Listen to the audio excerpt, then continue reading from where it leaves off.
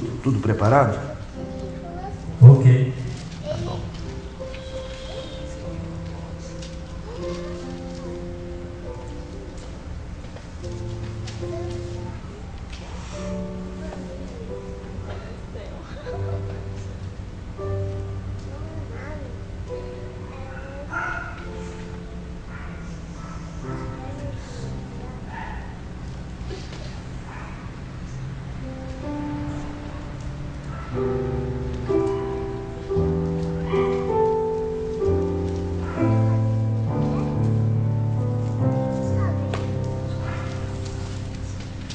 Meus amados irmãos, nós vamos dar início, a esse momento nosso de estudo da palavra. Eu quero convidá-los a lerem e acompanharem a leitura em Isaías capítulo 33, o verso 17.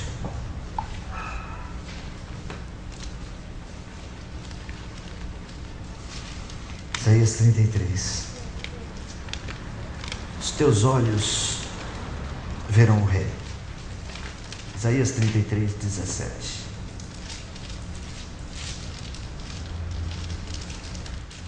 Os teus olhos verão o Rei,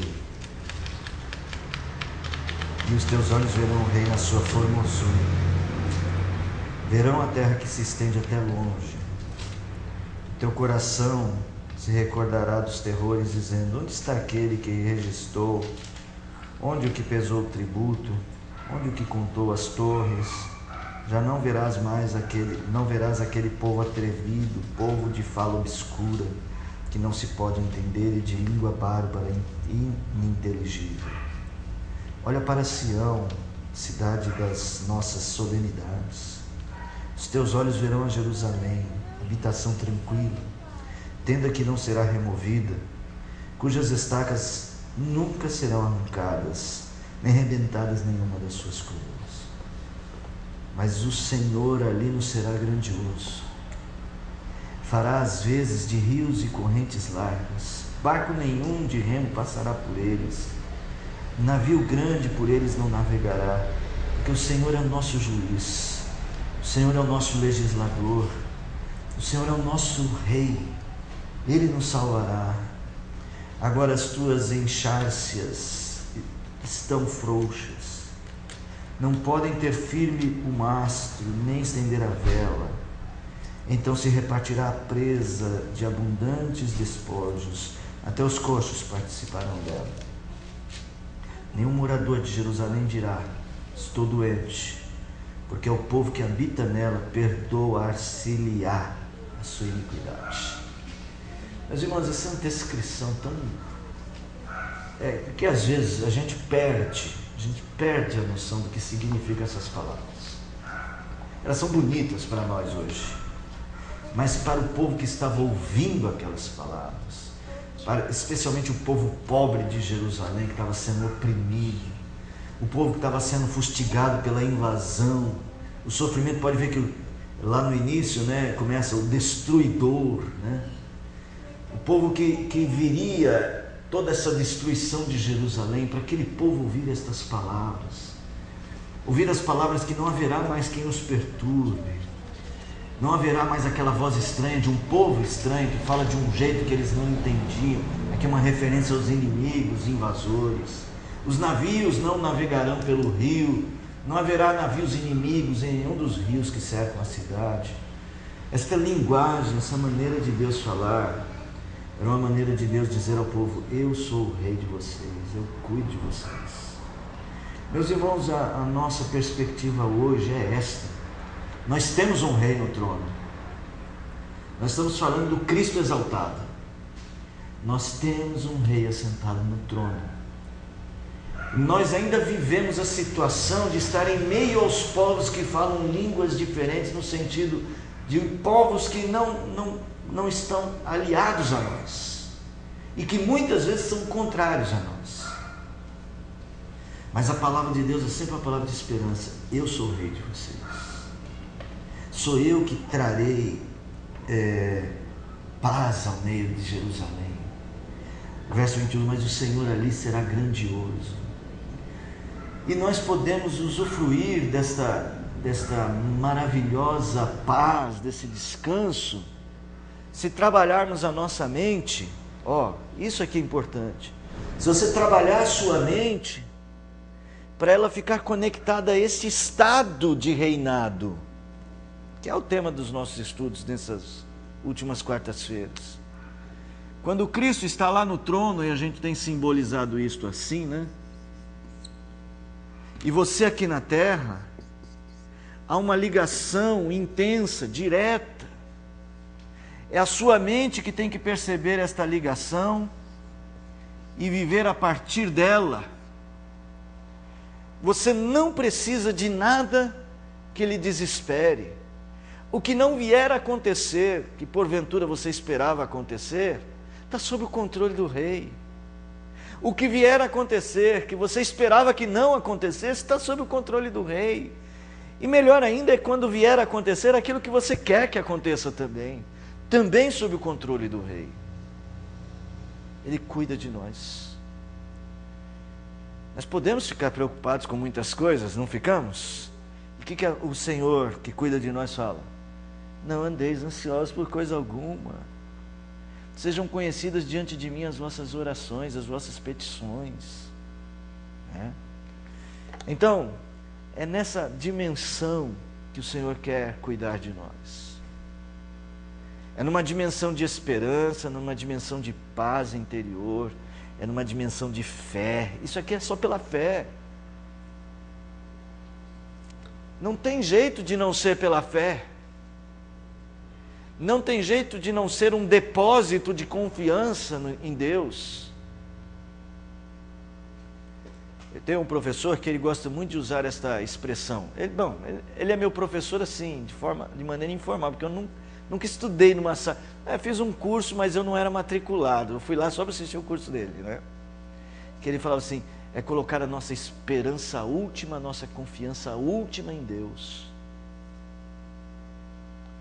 É da gente depositar tudo em Deus. O que vai acontecer amanhã está no controle de Deus. Viu, Daniel? Lembra que você falou sábado? Você e a Nath, né? Tudo está no controle de Deus. E eu não sei o que será de hoje para amanhã. E pode ser que de hoje para amanhã muitos dos meus projetos não se realizem. Mas está no controle de Deus. Vamos cantar o hino 163. Perceba a ligação deste hino com esta expressão de fé. Tudo bem, Renata? Deu um trabalho ingrato para você, né, Renata? É ruim ler coisas assim, né? É muito técnico, né? 163, vamos ficar em pé para louvar o Senhor.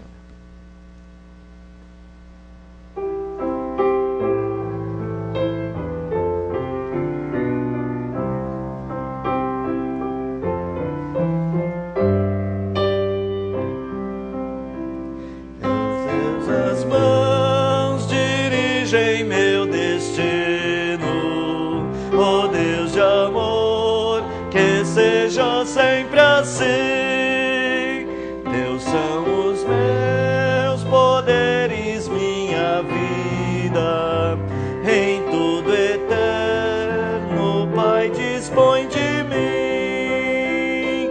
Meus dias sejam curtos ou compridos, passados em tristezas ou prazer, em sombra ou luz, de acordo com Teus planos, é tudo bom se vem do Teu querer.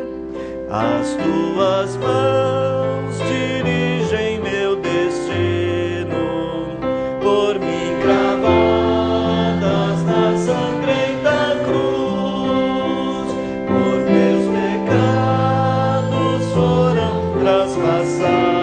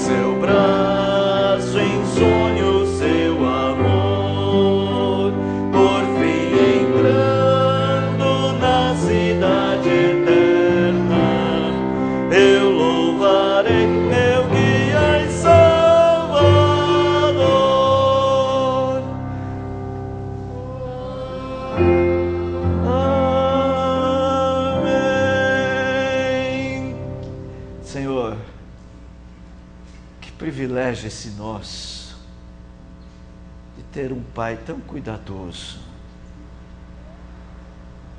de sermos guiados por Cristo, nosso Rei.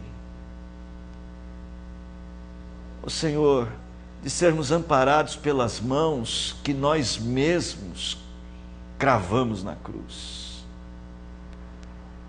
Como descansar nas mãos que nós mesmos machucamos, é que estas mãos nos perdoaram. Bendito seja o Senhor. Bendito seja o Senhor, porque nossa fé pode atravessar os céus e chegar a Ti. Chegar ao trono do Senhor, onde podemos repousar nossa alma e deixar nosso coração nas Tuas mãos.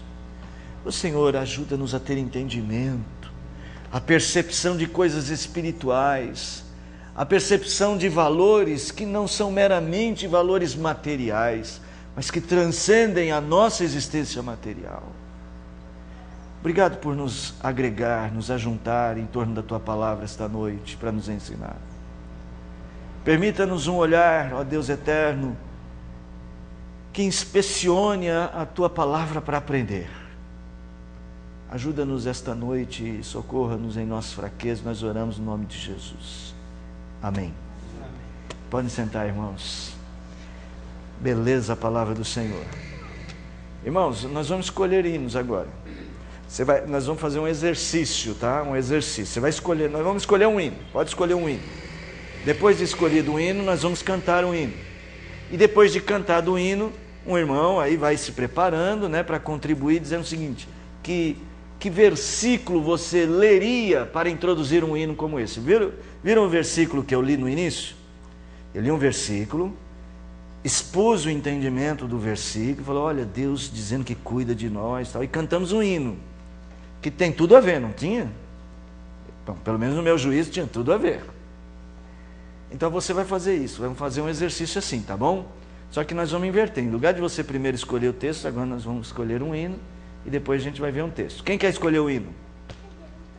Vai lá, quem quer escolher? 218, Vontade Soberana, é esse?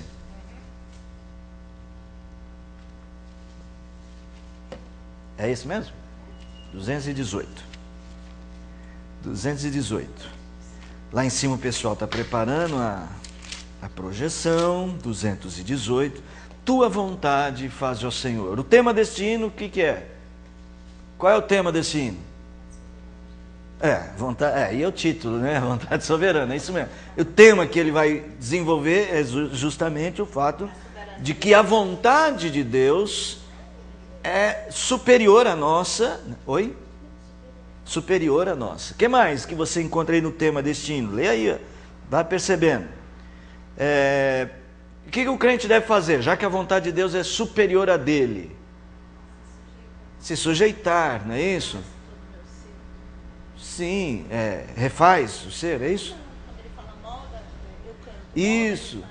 Então, a vontade de Deus tem um propósito. A vontade de Deus tem um propósito. Qual é a vontade de Deus? Ele exerce a sua vontade à toa, assim? Não, é só uma questão de egocentrismo de Deus, ou teocentrismo de Deus no sentido egocêntrico dele? Não. A vontade dele é superior à minha, porque ele realiza em mim o melhor. Ele me molda segundo a vontade dele. Ele me guia segundo a vontade dele. Esses são os temas do hino, não são? São, né? Vamos cantar? Acho que deu tempo deles acharem lá, será? Deve ter achado, né? São rápidos lá. Olha lá. Mesmo assentados. Bem dinâmico.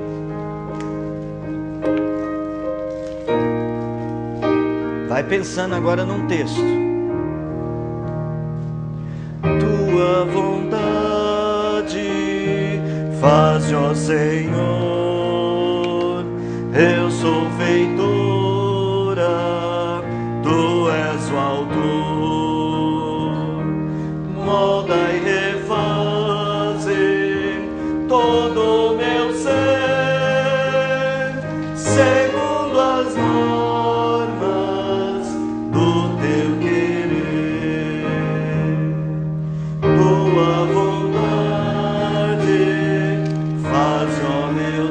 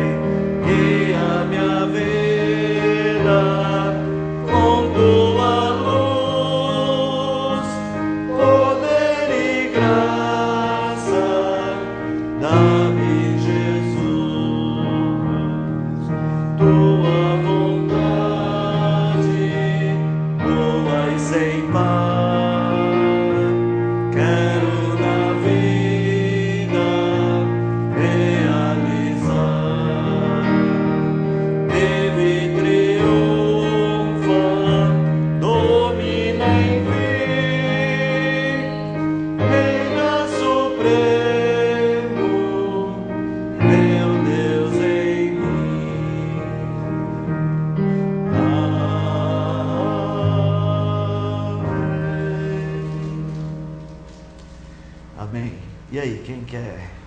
Quem pensou no texto? Quem veio aí, amém? Não precisa saber o endereço. Se você souber o que ele diz, faz a referência aí. Se souber o endereço, melhor ainda, né? Alguém veio algum texto à sua mente? Eu vejo o texto do oleiro. Do oleiro, Jeremias. Abre aí, Jeremias 18, né? Ou 19? Jeremias 18 ou 19, né? Olha assim, ó, nessa Bíblia minha aqui, ó, nessa Bíblia aqui, desse modelo aqui, ele fica na página central, na coluna do meio, assim embaixo, tá? Quem tem Bíblia aí com Inário? Página central aqui embaixo, ó, assim, ó, nessa parte aqui, ó.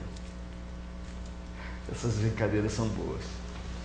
Quem tem Bíblia com Inário? Ninguém trouxe Bíblia com Inário? A sua não é igual a minha. Eu tenho, mas não é igual a sua. Tem? Olha lá.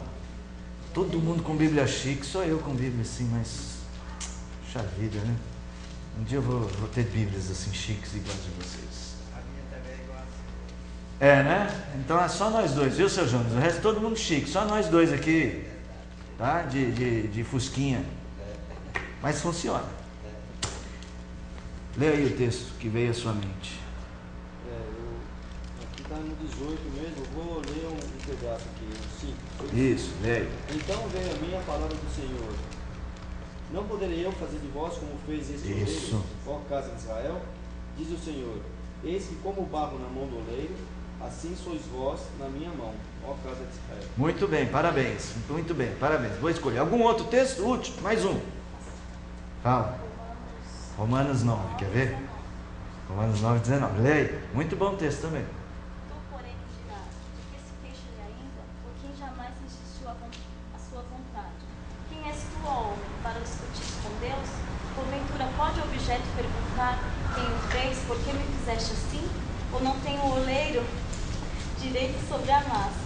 Para do mesmo barro fazer um vaso para a honra e outro para a desonra. Que diremos, pois, se Deus, querendo mostrar a sua ira e dar a conhecer o seu poder, suportou com muita longanimidade os vasos de ira, preparados para a perdição, a fim de que também desse a conhecer as riquezas da sua glória, em vasos de misericórdia, que para a glória preparou de antemão, os quais somos.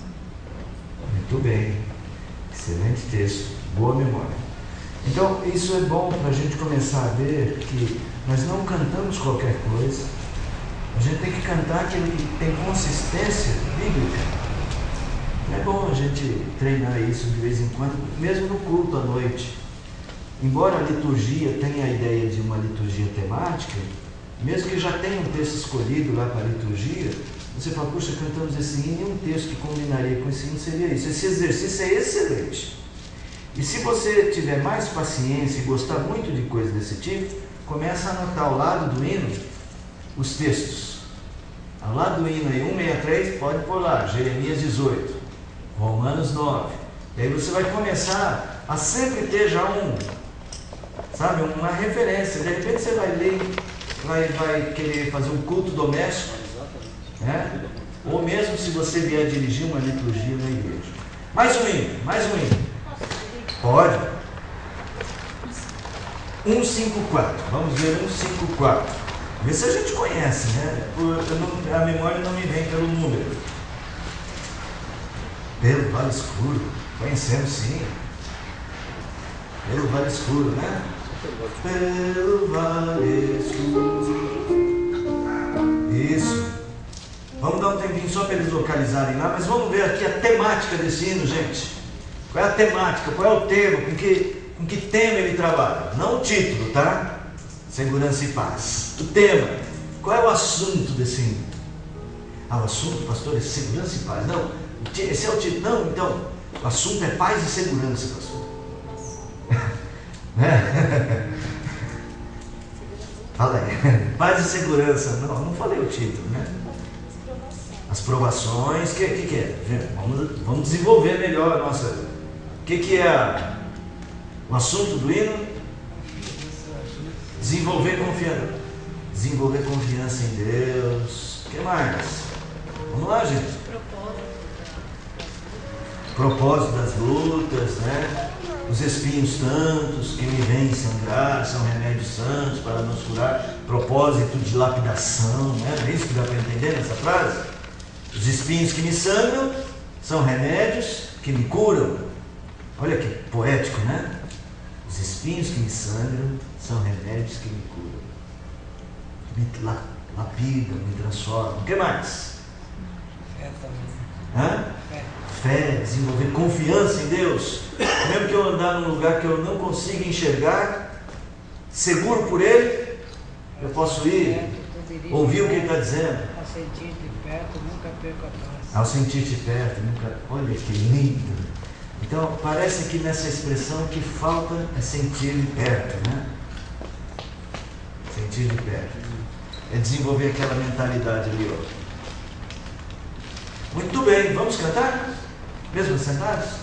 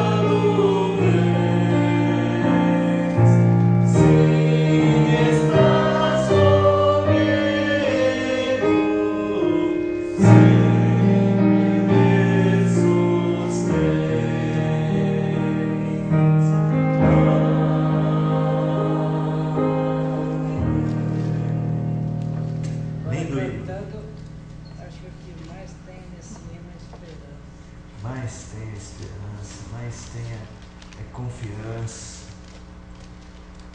Mas tem também onipresença. Sim, a importância dessa relação com Deus. Este hino foi cantado pelos discípulos no caminho de Emmaus. Tem a história do hino ainda lá?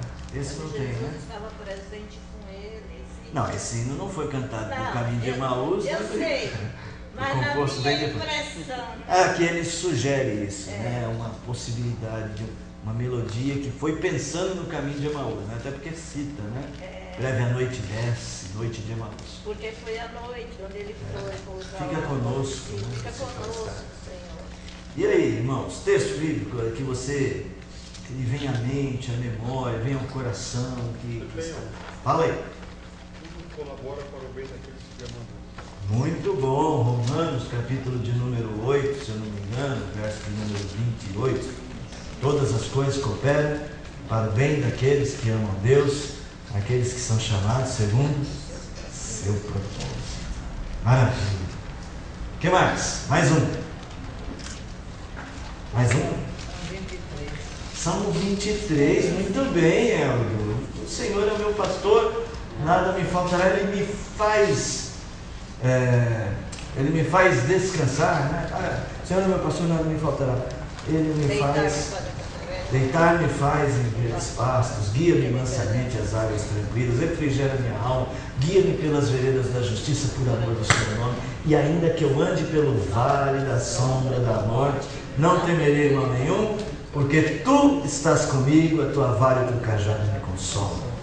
Certamente que a bondade, preparas-me uma mesa perante mim, na presença dos meus inimigos, unges a minha cabeça com óleo, meu cálice transborda. Certamente que a bondade e a misericórdia me seguirão todos os dias da minha vida, e habitarei na casa do Senhor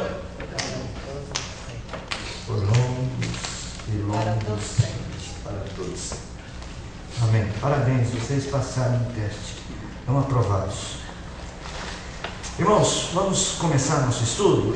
Sim, eu quero... Hoje nós não vamos desenvolver muito, nós vamos meditar a respeito de um fator que tem a ver com Cristo exaltado, mas principalmente tem a ver com a natureza do reino que está sobre nós.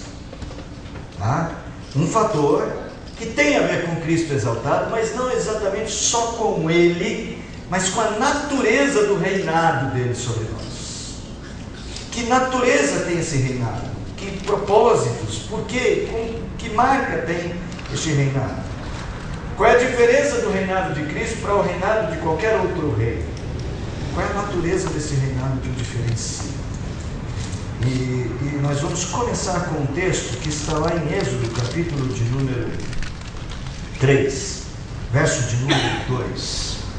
Êxodo 3, verso 2. Alguém lê para a gente aí?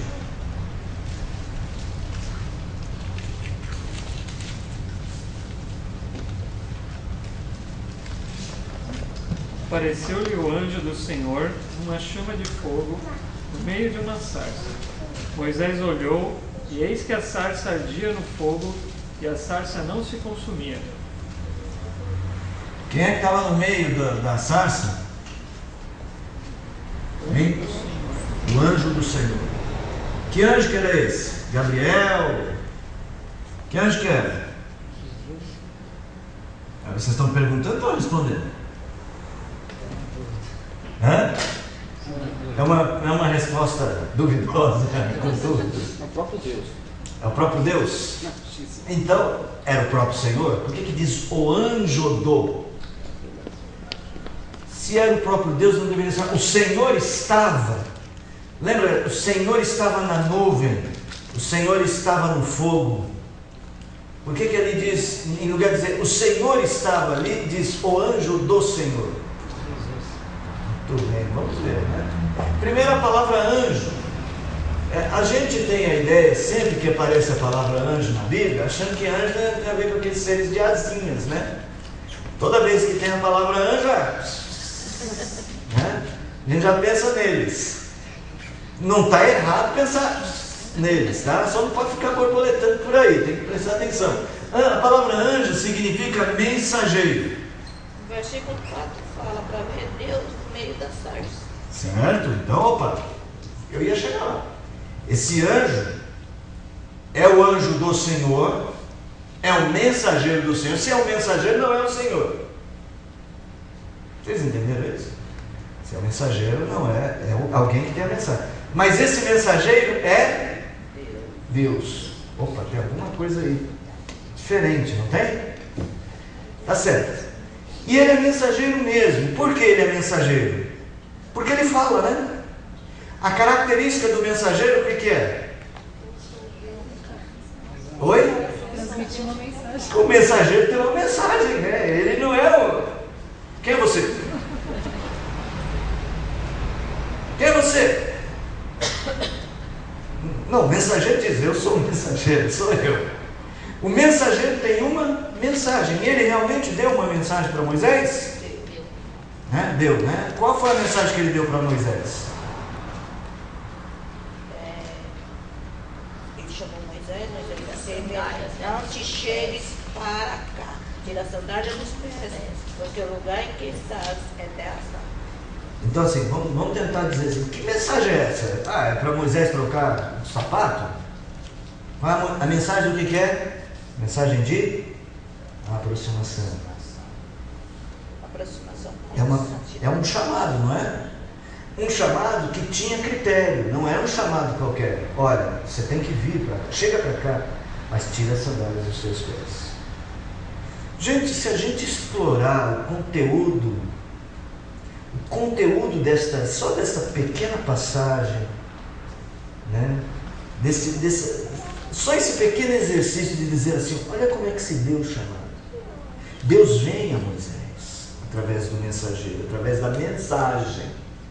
Isso é importante. Moisés realmente foi uma pessoa especial em termos de mensagem. Não sei se vocês entendem isso. Moisés foi uma pessoa muito especial na revelação bíblica. Primeiro, porque ele foi Moisés que registrou os primeiros livros da Bíblia. Mas ele também teve uma outra participação na mensagem bíblica. Qual foi? Especial. Participação especial do Senhor Moisés. Os mandamentos. Ele é o homem que recebe as palavras. Que é um judeu antigo diz assim, as palavras de Deus.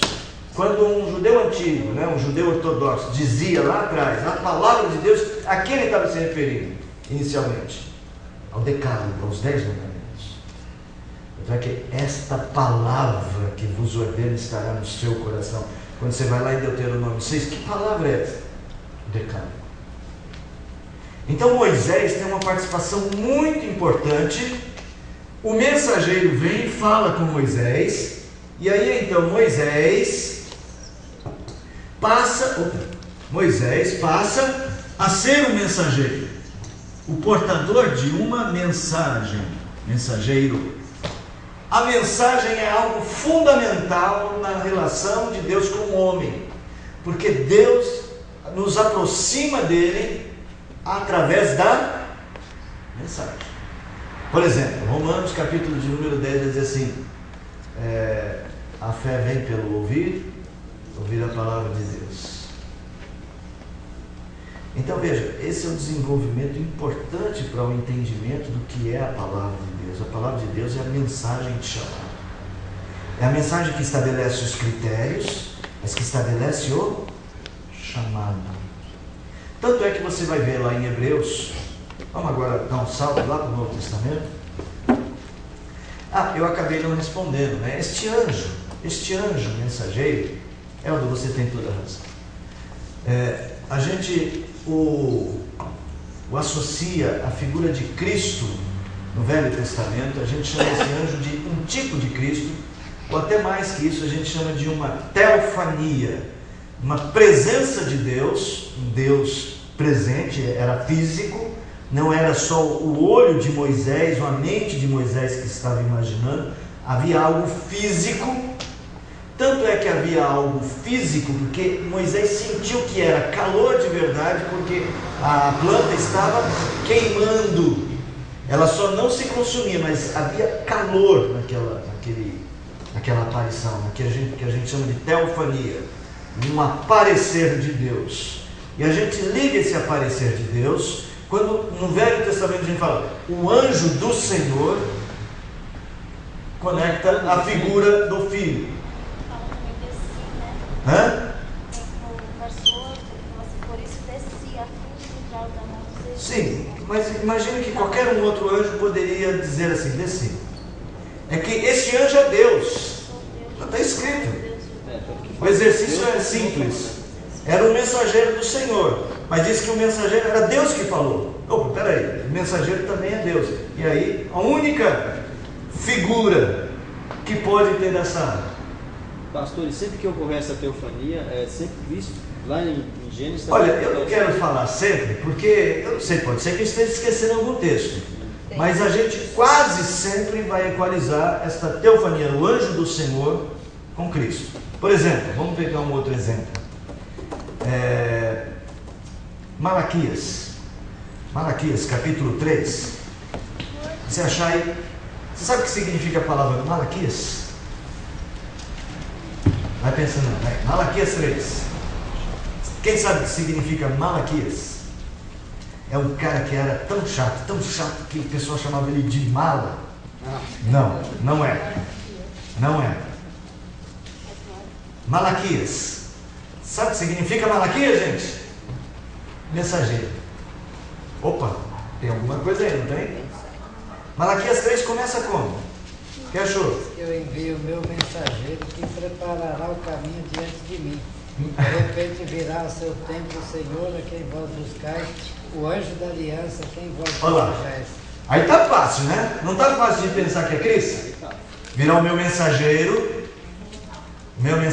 virá até vós, virá até, como é que diz aí? Até o meu templo, não é isso?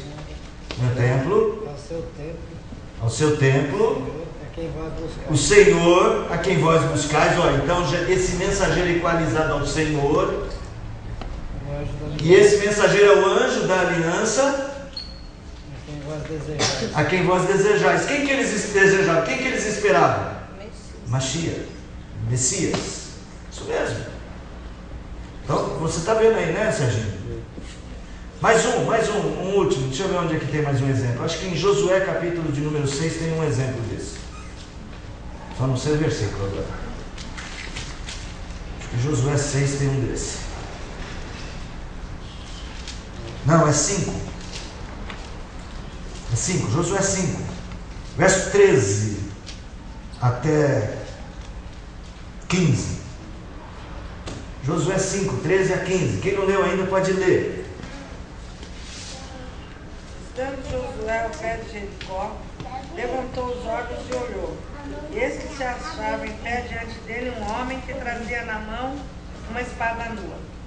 Chegou-se Josué a ele e disse: És tu dos nossos ou dos nossos adversários?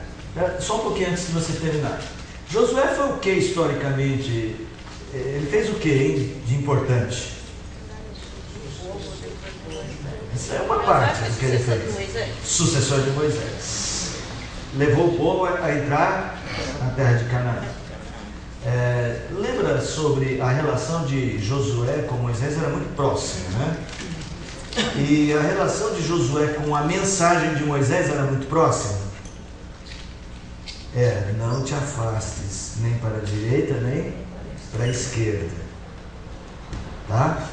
Então veja, a relação dele com Moisés era próxima, e mais próxima ainda era a relação dele com a mensagem de Moisés. Bom, aí está Josué, continua. Fátima. Respondeu ele: Não, sou príncipe do exército do Senhor e acabo de chegar. Então Josué se prostrou com o rosto em terra e o adorou e disse: Que diz meu Senhor ao seu servo?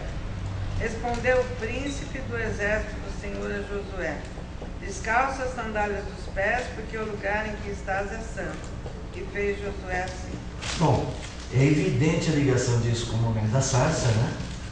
Descalça as sandálias. Ou será que era uma moda da época, né? A pessoa quer conversar comigo, tira sandália. Não, é uma ligação evidente com a sarça. Há um detalhe: príncipe dos exércitos do Senhor. Aí não fala anjo, né? Quem são os exércitos do Senhor? Quem são? Lembra, príncipe é uma palavra que depois foi traduzida para o grego. Príncipe é sar, em hebraico. E no grego é arque, que na verdade significa exatamente principal. Por isso que talvez você, eu não tinha notado, né? Príncipe principal. Príncipe principal. Eu não tinha pensado nisso. Mas é isso mesmo, arqui-inimigo, né? No futebol, antigamente chamava o goleiro de arqueiro. Por quê? O pessoal falava, ficava debaixo do arco. Não, porque era a camisa 1. O primeiro do time. Bom, enfim. Arcanjo. O arcanjo. O coringa. O arqui-inimigo do Batman. O arqui-inimigo do Batman. Coringa. Enfim. A arquidiocese, a diocese é o lugar do bispo principal. Arque é grego. Arque é grego. E Sar é príncipe em. Sar é príncipe em hebraico. Onde vem um dos nomes mais bonitos no hebraico, na minha concepção. Sara. Mas mais bonito ainda é esse aqui, ó, Sarai. Eu só conheci uma moça com esse nome, Sarai. A gente chamava de Sarai, né? Sarai. Conheci, não conhece. Faz tempo que eu não vejo, né? Se eu ver assim na rua, eu não conheço mais. Sarai, que é minha princesa. Eu acho lindo. Sara é princesa e Sarai, minha princesa. Certo? Bom, quem era o exército do Senhor? São os... E quem é o principal líder dos exércitos do Senhor? Agora, ainda não dá para fazer uma ligação direta com Jesus. Porque poderia ser um arcanjo. Só tem um detalhe. Qual é o detalhe que vai me dizer que essa era uma teofania de Jesus? Aí no texto. Josué adorou. Josué adorou. É isso aí. Um anjo diria para Josué: levanta, rapaz, não faz isso, pelo amor de Deus, aí, senão eu vou. O chefe vai gostar. Um anjo diria: não, adora ao Senhor. Josué adorou. Então aí outra maneira de você identificar essas teofanias, tá? Pelos gestos que são feitos, pelas palavras que são usadas. Então sempre que você lê, vou dizer assim, sempre que você lê, vai dizer: aqui é Jesus. Tenta analisar. Muito bem, vamos lá para Hebreus. Voltando para Moisés, voltando para a mensagem, vamos lá para Hebreus. O escritor aos Hebreus tem uma missão das mais importantes no Novo Testamento, que é de mostrar a grandiosidade de Cristo. Ele vai mostrar que Cristo é maior que Moisés, ele vai mostrar que Cristo é maior que Abraão, ele vai mostrar que Cristo é maior que os anjos, que Cristo é maior que todos os outros sacerdotes. E no capítulo de número 12 de Hebreus, no 12 de Hebreus, esse é um texto que eu uso muito para mostrar a importância da mensagem do livro de Hebreus. Eu faço duas ligações aqui importantes. A mais importante é que, abriu o 12 aí, abriu o 12 de Hebreus, agora você abre o capítulo 1. Deixa o 12 aí. Vamos fazer a ligação, tá? Vamos fazer a ligação. Alguém vai ler verso de número 1 até o verso de número 3. Não, capítulo 1, versos de 1 a 3. Havendo Deus outrora falado muitas vezes e de muitas maneiras aos pais pelos profetas, nestes últimos dias nos falou pelo Filho, a quem constituiu herdeiro de todas as coisas, pelo qual também fez o universo. Ele, que é o resplendor da glória, a expressão exata do seu ser, sustentando todas as coisas pela palavra do seu poder, depois de ter feito a purificação dos pecados, assentou-se à direita da majestade nas alturas. Muito bem, presta atenção. Os profetas eram mensageiros, certo? Deus outrora falou pelos seus profetas. Agora ele fala por meio de quem? De quem? Filho. Do Filho. Quem é o Filho? Jesus. O Filho é Jesus.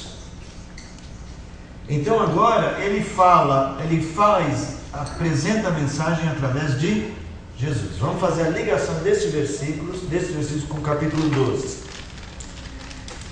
Verso 18 do capítulo 12.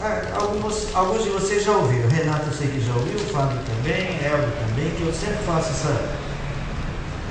o uso desse texto sempre faça assim. Verso 18. Ora, não tendo chegado ao fogo palpável e ardente, e a escuridão, e as trevas, e a tempestade. Que lugar é esse aqui, gente? Ao fogo palpável e ardente, a escuridão, as trevas, a tempestade, ao clangor de trombetas. Que lugar que é esse que está sendo descrito? Inferno? Não. Que lugar que é esse que está sendo descrito? Vamos ler mais, vamos ver se a gente identifica aqui. Não? Oi? Pode falar aí. Achou aí? Está tentando, né? Ora, não tendo chegado ao fogo palpável, ardente, a escuridão, as trevas, a tempestade, ao clangor de trombetas e ao som de palavras tais, que quantos ouviram suplicaram que não lhes falassem mais, pois já não suportavam o que lhes era ordenado. Então veja, esse lugar é um lugar que tem essas coisas todas, mas tem alguém falando algo. E o que essa pessoa está falando é algo que as pessoas não estão suportando. Que lugar será que é esse, gente? É um monte, com certeza é um monte. Sinai. Não vale, vocês estão vendo aí, né? Ali naquele negocinho pretinho ali em cima. É o Monte Sinai. Olha só o verso de número 21. Alguém lê? Tão terrível era a visão que Moisés disse: estou todo aterrorizado e trêmulo. Então tem a ver com Moisés. Que palavras tais eram estas? Que lugar era esse? Que a coisa estava tão intensa que até Moisés ficou assim, trêmulo. Que lugar que era? Monte Sião, o Monte Sinai. O que estava acontecendo lá, gente, nessa hora? Quem? Deus estava dando as tábuas da lei, as palavras tais, a mensagem. E aí ele está dizendo, olha só, liga o verso 18 ao verso 22. Como é que começa o verso 18? Ora, não tendes chegado. Como é que começa o verso 22? Mas tendes chegado. Então você já sabe que tem uma ligação de um verso com o outro. Um verso diz, vocês não chegaram lá no Monte Sião, no Monte Sinai, quando Moisés recebeu as tábuas. Onde vocês chegaram? Onde a gente chegou? Mas tendo chegado ao Monte Sião. Eu nunca fui lá em Israel, nunca fui no Monte Sião. Então não é comigo essa palavra? É isso. Aí ele vai dizer, aqui ele está usando um sentido figurado, tipificando um lugar. Monte Sião e a cidade do Deus vivo. Qual é a cidade do Deus vivo? A Jerusalém celestial. E a incontáveis hostes de anjos. E a universal assembleia. Que universal assembleia é? É uma mistura de duas igrejas aqui, gente? Universal e assembleia? Ou é a assembleia que vai ter domingo à noite? Vai ter tanta gente que vai parecer uma assembleia universal? Todos os membros da igreja presentes? Não. Bem que eu gostaria. Eu sou universal. Verso 23. A igreja dos primogênitos arrolados no céu, e a Deus o juiz de todos, e aos espíritos dos justos aperfeiçoados. Olha, vocês não chegaram no Monte Sinai, quando quem estava lá era Moisés recebendo as tábuas, as pessoas ficaram com medo só de ver aquilo. Vocês chegaram num outro lugar. O lugar onde vocês chegaram é esse aqui descrito aqui. E a Jesus, mediador da nova aliança, e ao sangue da aspersão. E aqui que é importante, essas expressões você tem que começar a observar. O sangue da aspersão que fala o que, gente? Que fala o que não? Que faz o que? Que fala coisas superiores. Lembra que o sangue de Abel, o escritor aos Hebreus diz, o sangue de Abel clama. Este sangue aqui fala coisas ainda maiores que o sangue de Abel. Coisas superiores. O que ele está dizendo aqui? Ele está falando que a mensagem antes era pregada pelos profetas, como foi por Moisés, agora é por Jesus. A mensagem que é apresentada por Jesus, ela é ainda maior ou superior à mensagem que foi apresentada pelos profetas, por Moisés. Jesus tem uma palavra superior ao decálogo. Não é superior que suplanta. O superior que diz, sai daqui que eu vou entrar no seu lugar. É o superior no sentido de que complementa. É diferente. Veja, eu vou para uma empresa e tem lá não, empresa não. Isso já foi na minha vida, não é mais. Vou para uma igreja e tem lá um pastor que é eu vou entrar e vou tirar ele, vou ser superior. Não é isso. Não é uma substituição de palavra, mas é um complemento, ou talvez uma nova maneira de encarar a palavra. Lembra no Sermão da Montanha, que Jesus falava sobre a lei? Ele não veio revogar a lei. O que ele veio fazer? Cumprir a lei. Veio cumprir a lei. Ouviste o que foi dito aos antigos? Ele não falava assim? Não matarás? Essa é uma citação do Velho Testamento, não é? Eu, porém, vos digo que aquele que odiar o seu irmão já matou, vamos resumir. Não adulterarás? Aquele que olhar com um olhar impuro já adulterou. Então você vê que é uma proposta superior. O que é mais importante agora aqui é o verso seguinte. Qual é o objetivo desta comparação? Verso 25. Hebreus 12, 25. Tende cuidado, não recuseis ao que fala, pois se não escaparam aqueles que recusaram ouvir quem divinamente os advertia sobre a terra, muito menos nós, os que nos desviamos daquele que do céu nos adverte. Muito bem, agora vamos fazer um esqueminha aqui com esse versículo. Primeira coisa.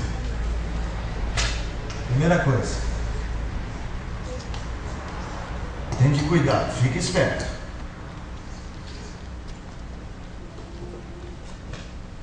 Fique esperto. Fica bem esperto. Tem de cuidado. Quando Moisés advertia, divinamente inspirado, falava com você da terra, lá do monte, aquelas pessoas não escaparam quando recusaram. Tem de cuidado para não recusar quem do alto os adverte. Quem é superior, Moisés ou Cristo? Quem é o mensageiro superior? É superior em que sentido? Ele dá todo o sentido a esta palavra. Esta mensagem toda que foi pregada esses séculos todos, essa mensagem ganhou sentido quando Cristo veio. E agora que Cristo está no trono, essa mensagem tem mais sentido ainda. Porque agora que Ele é o Rei, esta é a mensagem do reino. A palavra que nós abrimos aqui, escrita pelos profetas e pelos apóstolos, é a palavra de quem nos adverte lá do alto. Não recuse. O sentido, a palavra tem significado em Cristo. E Cristo agora é o Rei. Eu iniciei dizendo que a gente ia falar, não ia desenvolver muito o assunto. Porque eu quero falar da natureza desse reino. Então nós não vamos desenvolver o assunto da natureza. Eu quero só que você entenda como é que esse reino está sendo construído. Ele está sendo construído com a exaltação de Cristo e Cristo orientando o reino através da mensagem. A mensagem que chega a nós, pela palavra de Deus, é Cristo falando conosco. É o próprio Deus falando. Cristo falando conosco, Cristo dirigindo a sua igreja, Cristo nos orientando, Cristo mostrando quem Ele é. O reino se manifesta entre nós através da palavra. Tanto é que é o evangelho do reino que está em Apocalipse. Vamos ver lá em Apocalipse. Só para vocês ligarem a palavra ao reino assim bem diretamente. Apocalipse, capítulo de número, a trombeta, capítulo de número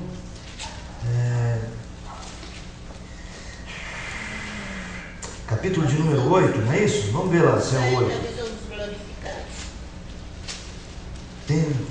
Primeira trombeta, capítulo de número 8. Acha aí no 8 aí, vê se tem aí. No 7? Não é no 7 não. Depois dessas coisas vi e eis que um grande... Não. É a voz, gente. Lógico que é a voz. Lógico que é a voz. É a palavra que está sendo pregada. Capítulo 14. É a primeira voz. Desculpa. Tem que ser a primeira voz mesmo. Porque, veja, você lembra que as trombetas anunciavam os juízos? Tocava a trombeta, vinha o juízo. Depois vem a voz de reunião. A gente estudou já Apocalipse aqui. Aí vem a voz reunindo o povo. Lê aí, a primeira voz, é isso? A primeira voz, alguém lê aí, verso 6. Vi outro anjo voando pelo meio do céu. O que significa mesmo a palavra anjo? Mensageiro. Tendo um evangelho eterno para pregar aos que se assentam sobre a terra, e a cada nação, e tribo, e língua, e povo, dizendo em grande voz: temei a Deus e dai-lhe glória, pois é chegada a hora do seu juízo, e adorai aquele que fez o céu, e a terra, e o mar, e as fontes das águas. Gente, tenta imaginar a cena, um anjo, um mensageiro, espalhando a sua voz sobre a terra, e falando: olha, chegou a hora, gente. Adorem a Deus. Essa é a mensagem que está chegando até nós. Se você pegar a Bíblia, essa é a mensagem da Bíblia. Adore a Deus, que Ele vai julgar todas as coisas. Só abrir lá em Eclesiastes. Sobre tudo que se tem ouvido, sobre tudo que se tem visto, a suma é temer a Deus. Que é, gente? Não, temer a Deus, porque Ele há de trazer a juízo todas as coisas. A ideia da adoração, a ideia do juízo de Deus, da entrega nossa, tem tudo a ver com a mensagem. Cristo está fazendo isso conosco.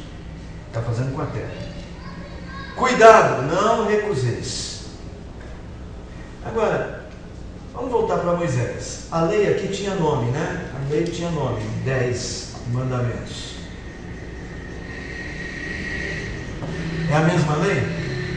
É a mesma lei?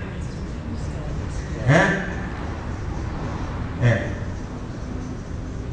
Só que superior a esses, no sentido de que Jesus vem dar o sentido, né, o significado, vem preencher de sentido essas 10 mandamentos. Não são os mesmos 10 mandamentos como os judeus interpretaram. São esses mesmos 10 mandamentos no significado dado por Jesus. Qual o resumo deles? Com uma palavra só. Resumo deles: amor. De tudo. Com uma palavra só: amor. Se tivermos amor, praticamos a lei. Último versículo.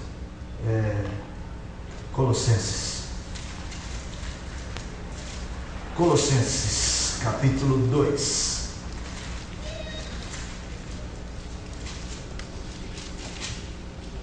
Não, capítulo 1, Colossenses 1. Eu queria que você, agora nós vamos ter que fazer uma ligação, não é igual ligação direta, essa ligação ela vai precisar um exercício. Colossenses 1, verso 13. Ele nos libertou do império das trevas e nos transportou para o reino do Filho do seu amor. O reino do Filho do seu amor. A leitura direta que a gente faz é que é o reino do Filho que Deus ama. Essa é a relação que a gente faz. Ele nos transportou para o reino do Filho que Deus ama. Você não sugere que... Por que fazer essa expressão? Por que essa expressão? O Filho que Deus ama. Eu prefiro uma leitura diferente.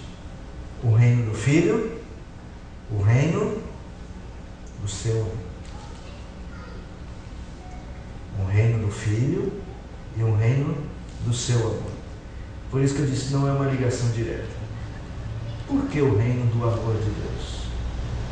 Porque a marca fundamental, ou o propósito, ou a causa, melhor, a causa fundamental da vinda de Jesus para ser o nosso Redentor, para nos tirar do império das trevas, é que Deus nos amou.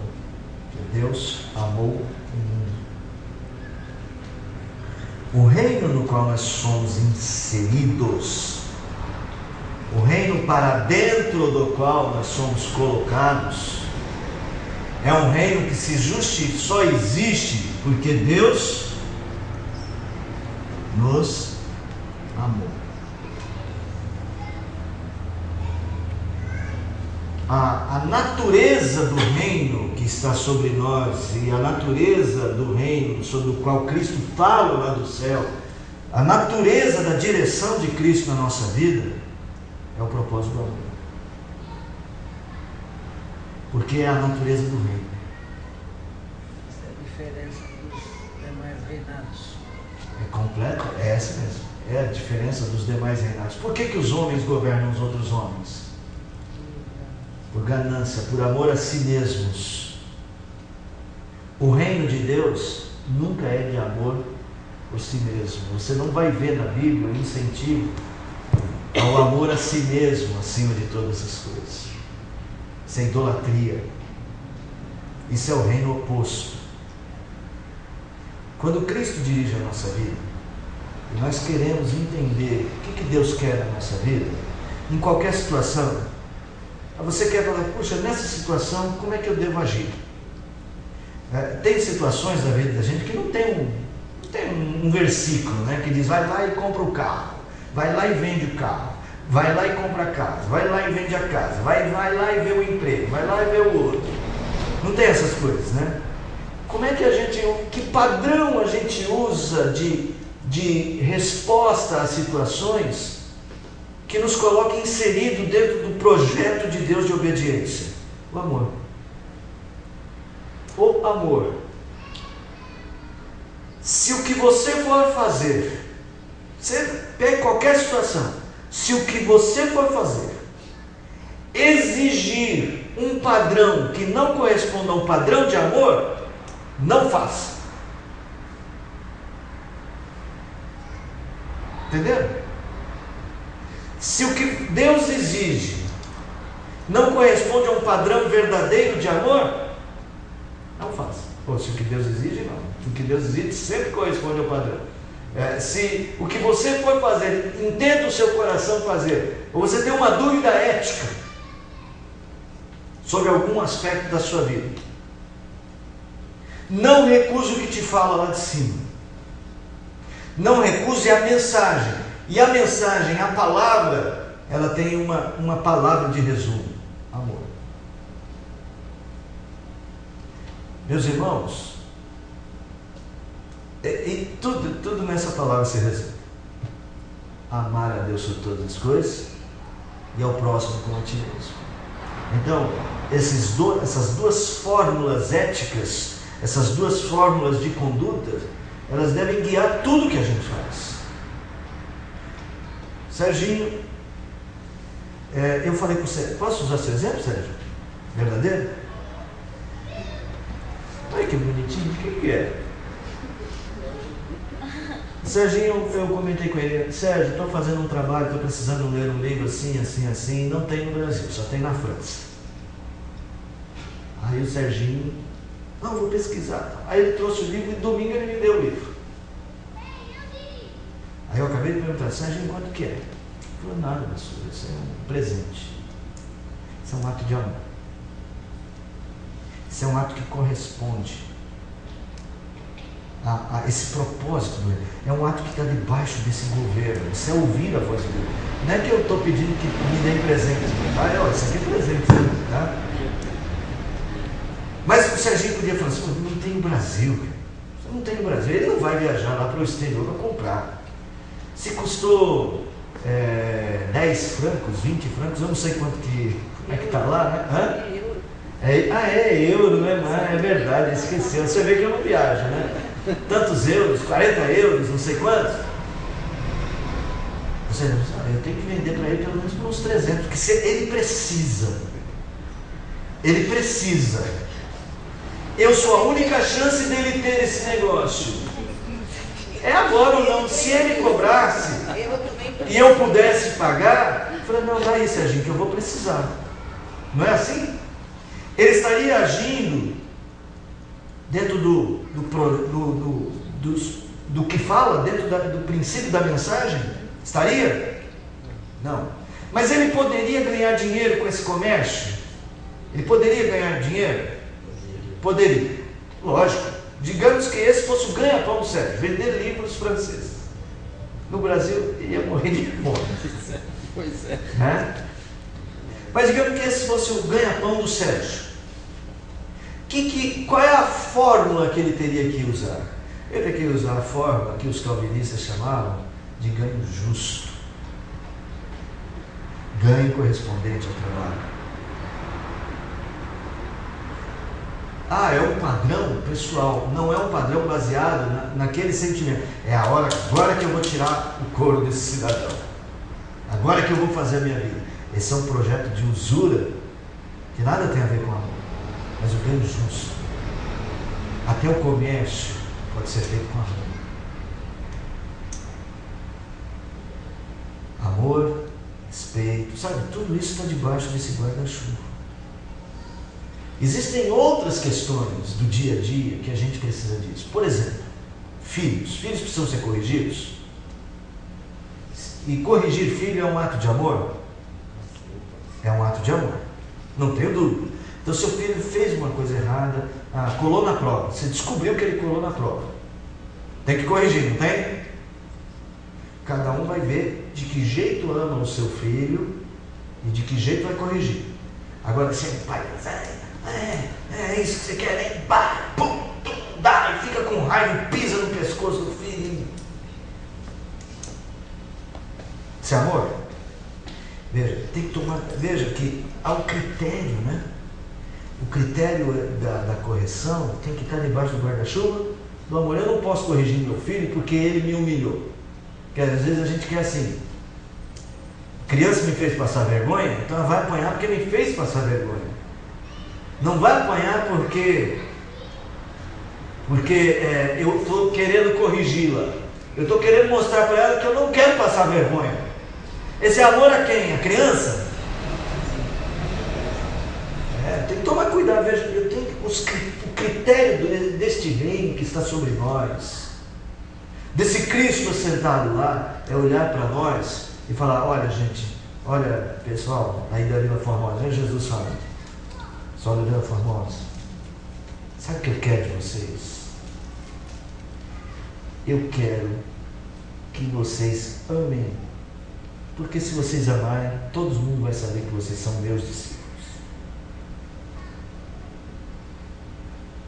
Então, nós precisamos entender essa natureza do reino.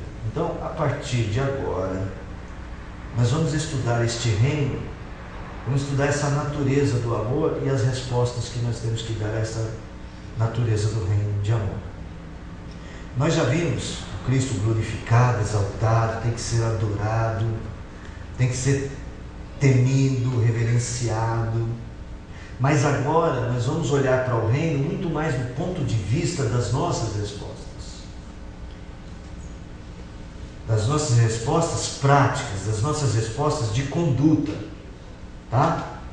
Nós vimos até agora aquela vida doxológica, aquela vida de esperança no Cristo que é poderoso, que está sentado no trono, que tem a aprovação do Pai para se assentar no trono, um reino aprovado, não era um reino intruso. Nós estamos olhando para Cristo, mas agora a resposta, depois de olhar para Cristo e entender a sua mensagem, o que a gente vai dizer? Tá? Como é que vai ser a nossa resposta? Então, sempre esses dois pilares, amor a Deus e amor ao próximo, são as coisas que conduzem ao reino. Para finalizar, com um último versículo para finalizar, esse aqui eu quero que vocês decorem, tá? Abre aí 1 Coríntios. Eu quero que vocês decorem, inclusive saibam onde está esse versículo.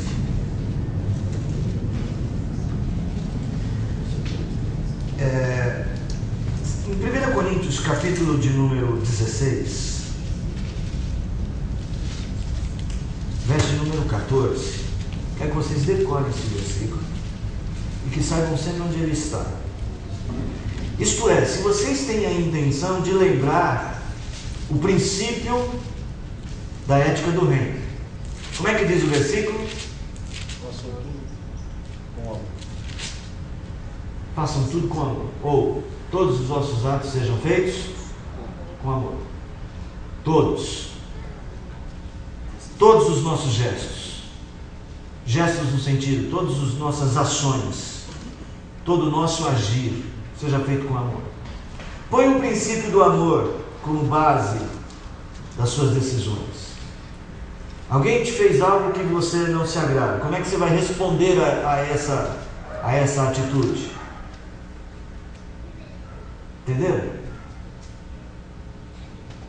Por exemplo,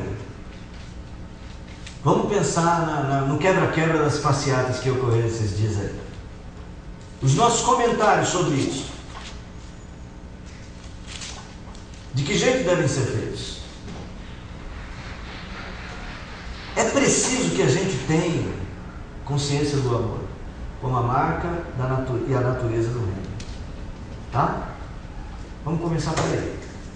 Por hoje é só. Agradeço a vocês pela paciência. E eu peço a vocês, irmãos, que orem. Olha, eu estou bastante cansado esses dias. Mas assim, tem sido muito bom. Eu estou fazendo um trabalho para um curso que não é um curso teológico, não é um curso ligado à religião no sentido prático da igreja, é a religião como um fenômeno social. É um curso científico sobre religião. Num trabalho de 100 e tantas páginas, não citei nenhum texto bíblico, porque não é o propósito acadêmico desse trabalho. Inicialmente eu achei, puxa, eu não vou aproveitar nada, isso vai ser só um negócio, um curso. Mas Deus tem me ajudado, porque a reflexão que Ele me conduziu, a qual Ele me conduziu nesse texto, nesse material, tem sido tão bacana, tão boa para mim. Então, tem me feito entender o ministério, entender a igreja, sobre uma outra ótica. Tem sido muito bom. O que você achou, Renato, você que leu? Não é interessante? E assim, não estou pegando, deixa eu ver o que o Calvino fala. Apesar que eu faço uma citação do Calvino e uma do Spurgeon. Mas pegar o que sociólogos falam. O entendimento da graça comum dada aos homens sobre a religião, que não é um entendimento que às vezes é igual ao nosso entendimento a partir da Bíblia, mas que muitas vezes tem um momento de verdade que vem de Deus, porque toda verdade vem de Deus. Então, eu agradeço muito a Deus, eu conto nas orações de vocês, porque Deus ajude que esse material, esse conhecimento possa ser benéfico para todos nós. Estou terminando, amanhã é dia de entregar, por isso hoje a gente tem que ir embora mais cedo. Não vou conversar com ninguém, brincando. Vamos orar e vamos encerrar. Muito obrigado. Se alguém acompanhou pela internet, obrigado. Os irmãos que estão no som aí, muito obrigado também pelo trabalho. Vamos ficar em pé para orar? Pai, obrigado porque Tua palavra é tão coerente, Senhor. Há uma coerência tão natural dela. E obrigado porque o Senhor guia o nosso coração para entendê-la. Sem o auxílio do Senhor, sem o discernimento do Senhor para essas coisas, estaríamos tão perdidos, com uma consciência tão fragilizada do que é o Senhor, como tantas pessoas que dizem conhecer o Senhor, que nada sabem sobre essas coisas. Ajuda-nos a cumprir com este papel que o Senhor nos deu de amar. Que o nosso coração esteja pronto a vencer qualquer barreira e qualquer dificuldade para isto, Senhor. Por maior que seja. Obrigado pelo privilégio que o Senhor me dá de estudar estas coisas e poder compartilhar com os irmãos. Obrigado por esse momento, ele é tão singelo, mas tão importante para todos nós. Obrigado porque o Senhor está aqui. Nós oramos no nome de Jesus. Amém. Amém. Podem sentar, irmãos. Com relação a avisos, esse fim de semana tem as federações, né? Aqui na igreja, a Federação da SAF,